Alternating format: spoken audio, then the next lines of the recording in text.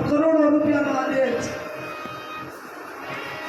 આવો હીરો આપણા હાથમાં આવ્યો હોય તો નુગરા સેવા ગુમાવે ઊંઘમાં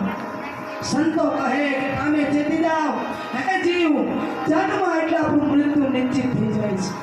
કેટલું જીવવાના છીએ એ આપણને ખબર નથી કેટલું આપણું જીવન છે આપણને ખબર નથી ચેતી જાઓ પરિષદ રાજાને હાથ દિવસે મૃત્યુ હતો ને આપણું હાથ દિવસે કહેવાય કયા વારે મરવાનું છે કોઈને ખબર છે સોમવારથી ગણો તો રવિવારે હાર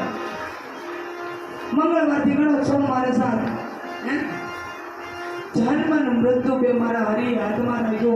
જો ધન સંપત્તિ હરિ આપી હોય તો વાપરી લેજો આપણે શિવપુરાણની કથામાં પ્રવેશ કરીએ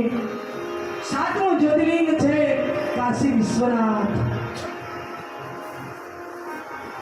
કાશી છે ને તે ભગવાન શિવની પરમ નગરી કહેવાય છે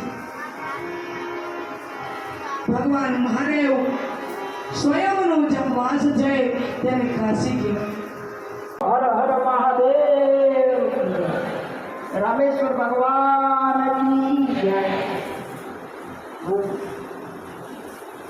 આજે ખરેખર સદભાગ્ય છે કે આ શિવપુરાણની કથામાં નામ લેવાનો મને મોકો મળ્યો અને માતાજી ખરેખર એમની વાણી આપણા હૃદયને સ્પર્શી જાય અને સરળ ભાષામાં દ્રષ્ટાંતથી સમજાવે એમને સંતની જે વાત કરી કે આપણે શરીરને પવિત્ર કરવા માટે નદીએ જઈએ છીએ પણ એ તો પાછા આવ્યા પછી તો ગંધાઈ જશે પાછી એની એ દશા પણ આ મન જે છે મન પવિત્ર થઈ જાય એ કેવી રીતે થાય આવી કથામાં સત્સંગમાં અને ગુરુ શરણમાં જાઓ અને મન પવિત્ર થઈ જાય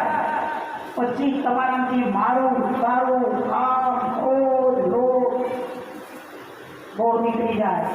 પછી શરીરની કોઈ વેલ્યુ નથી જેમ મીરાબાઈ રૂપનો અંબાર હતી રાજાની દીકરી હતી અને પરણે ત્યાં પણ રાજાના ત્યાં પણ તેમ છતાંય એને સંસારમાં સુખ ના લાગ્યું અને મન પવિત્ર થઈ ગયું સંતોના સરળથી તો એ દ્વારકાધીશને મળી તો આજે ખરેખર આપણે બધા આ જગ્યા ઉપર કથા સાંભળવા બેઠા છીએ તો તમે આ સીતારામ બાપુને કેવી રીતે ઓળખો છો આ શરીર તો નામ પણ છે કાળ જતું રહેશે પણ અંદર કોઈ અમારી પવિત્રતા હોય તારક કુદરત એની મને પ્રેરણા ચેતના શક્તિ આપે તો તમારા જેવાના આશીર્વાદથી એ પકડ્યું ત્યાં કોઈ આવક નથી એ પૈસાની અને પૈસા માટે કોઈ કરી નતું હું અમદાવાદ રહેતો 18 કલાક કામ કરતો મને એમ થઈ ગયું કે બધું મૂક્યું અને એવું કાર્ય કરવું જીવનમાં ભગવાને મોકો આવ્યો વિકલાંગ આપી લગ્ન કર્યા નથી તો એવું કાર્ય કરો કે લોકો પણ આવક ફેરાયા અને એ શંકરવાડીની અંદર એ મન દાખ્યું અને હનુમાનજીને કીધું હું કાંઈ જાણતો નથી તો જ્યારે મને ખર્ચો આવી તારું ભગવો પહેરી સાવથી થઈ જાય હું મનથી સંકલ્પ કરું છું કે મારી અંદર કોઈ ભેદભાવ નહીં હોય કોઈ લોક લાલચ નહીં હોય અને મારા ત્યાં કોઈ પણ મંદિર આપશે એને નામ આપશે નામથી દૂર લેવા દેવા દે તો એની કૃપાથી એ જગ્યા આજે તમે બધા જુઓ છો